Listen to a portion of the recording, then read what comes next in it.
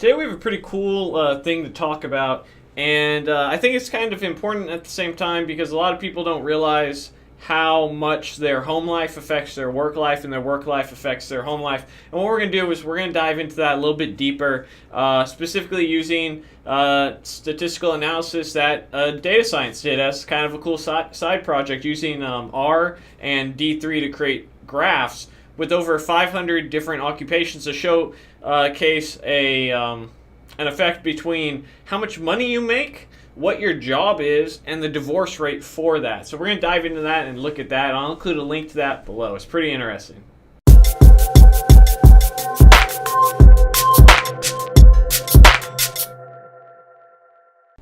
So as I mentioned, we're going to be talking about divorce versus your occupation, right? And we're going to look a little bit into where a software developer meets, and I'll explain my sort of thought process. So the amount of data we're looking at is over 500 different jobs collected over 5 years and released in 2015 by the American Community Survey. And it's going to showcase what the median divorce rate is, which apparently is about 36-37% here. And all these are jobs. And you'll notice right here, so physical scientists, all other, and I believe, here we are, software developers. So software developers in general are, what is that, the fourth least likely to get divorced, or the fifth least likely to get divorced. And a couple things about that and as to why, and we'll jump down in our data here. I really like this. This is built out in D3, not a library that I'm a fan of, but definitely interesting if you want to make custom graphs. And the data is analyzed with the R programming language as well. You can see the divorce rate by occupation. So these are all the jobs that kind of fall into that field, and they show the median divorce rate of all them added together. Now, it's also worth noting that depending on the median salary, the higher your salary, the less likely you are to get divorced. So why is that? A lot of that, I think, is because one of the number one reasons people get divorced is because of financial reasons, right? If you're dating somebody, or I guess at this point married to somebody who's making bad decisions financially, it affects you both. And at some point, there's a cracking point, right? If you're having trouble paying rent and you're having trouble, buying clothes for the family and food for the family, it's definitely going to add to your stress level, and that's going to have you act out. It's going to have you go against, maybe the people around you just due to the nature of stress, right? And so those with higher salaries do typically pretty well. So I think it's, where is it, right here? One of these is software developers.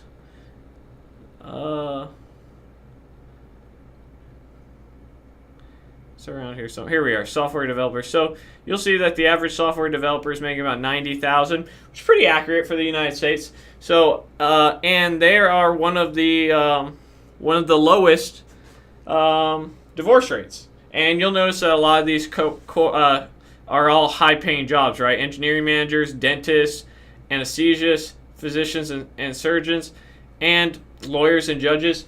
So there is a, I don't want to say a correlation, but there is something to be said about making more money, lowering your stress, and having a healthier, productive relationship because of it. It's pretty interesting when you think about it. So why is that? Let's dive into that a little bit and why I think that is. I've been dating April for about 6 to 7 years. A lot of for the 12% women watching this channel, they are all saying, girlfriend, leave his bitch ass for not putting a ring on it already, right? So that's what they're saying.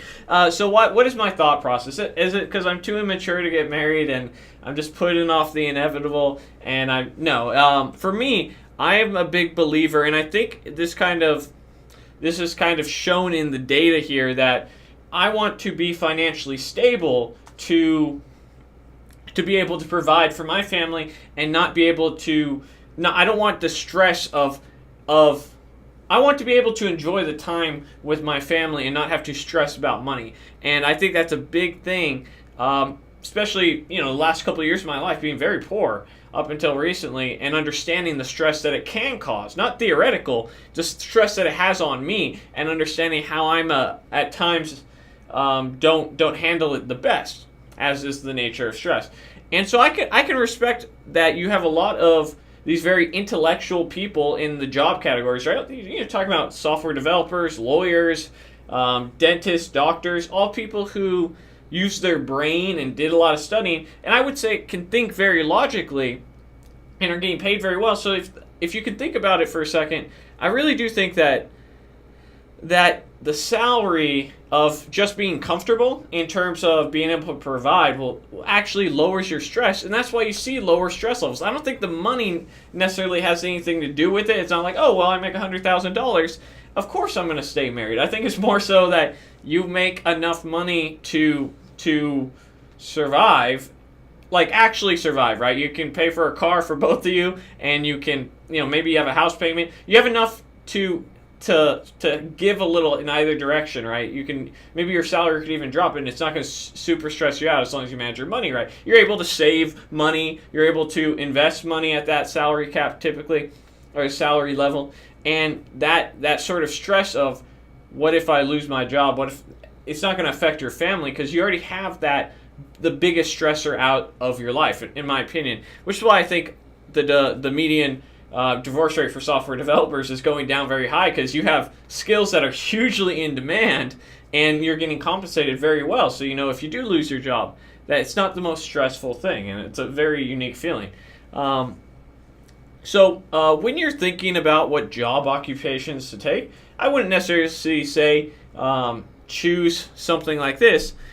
Choose based off of this data, but I would say it's interesting to think about it, and you would see and vice versa what not to choose, right? So you'll see here that there's a lot of lower paying as well as more social items that will lead you to divorce, and we could theory craft about why that might be, right?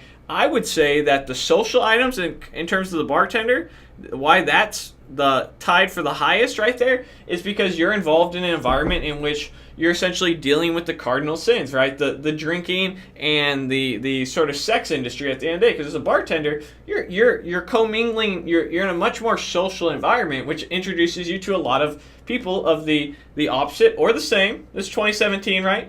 But you're introduced to a lot of people, and what ends up happening is perhaps given the scenario of people's inhibitions being lowered, that maybe there's more infidelity by bartenders, and that could be a result there.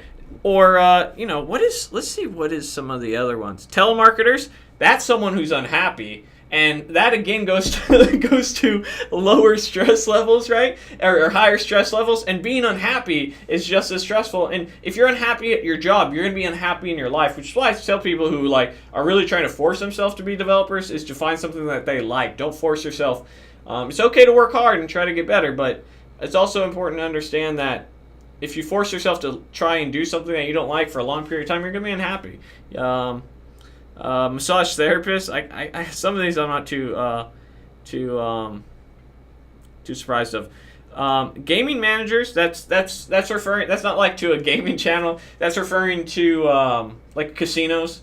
So another sort of sin with a lot of very personal thing going on. But a lot of this you can see are low paying or very social jobs, and the fact that you're always interacting with people, which I think might lead to a little bit more infidelity than maybe a software developer where you're working with 90% men. Men working with 90% other men. But it's very interesting to think about how sometimes occupations can affect not only, and salaries can affect the happiness of your marriage potentially. And that's not to say that you can't be a bartender or a gaming manager and have a perfectly healthy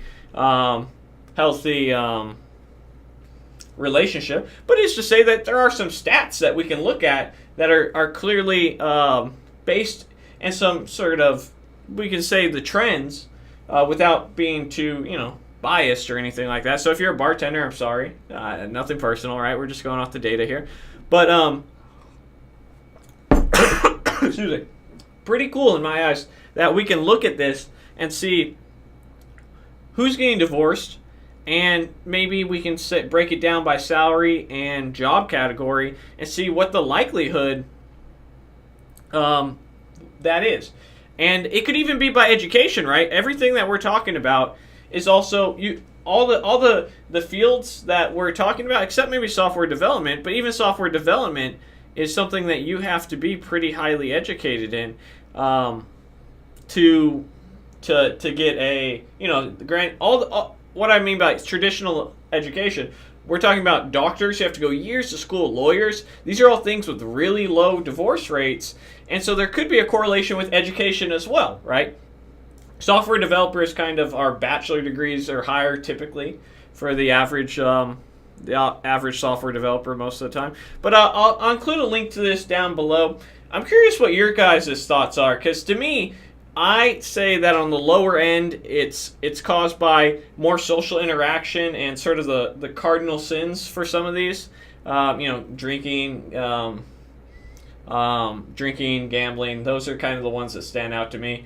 But I also think there is something to be said about people who interact with a lot of people for their job are more likely to be have higher infidelity as well as stress in lower paying jobs affecting the relationship, and the opposite being said. But that's just kind of my takeaway from the data here. I'd love to know what your guys' takeaways are. Again, I'll include a link. Thank you so much for watching. Don't forget to support us on Patreon. Join our Facebook page. Join the Discord channel. All that good stuff. Links in the description. I appreciate it, guys. Bye. Hey guys, thanks for watching the video. If you happen to be looking for a boot camp, I couldn't recommend Dev Mountain any higher. They also include housing with their tuition, so you can get up and go and get started right away. Thanks again for watching, and I'll see you guys in the next video. Bye.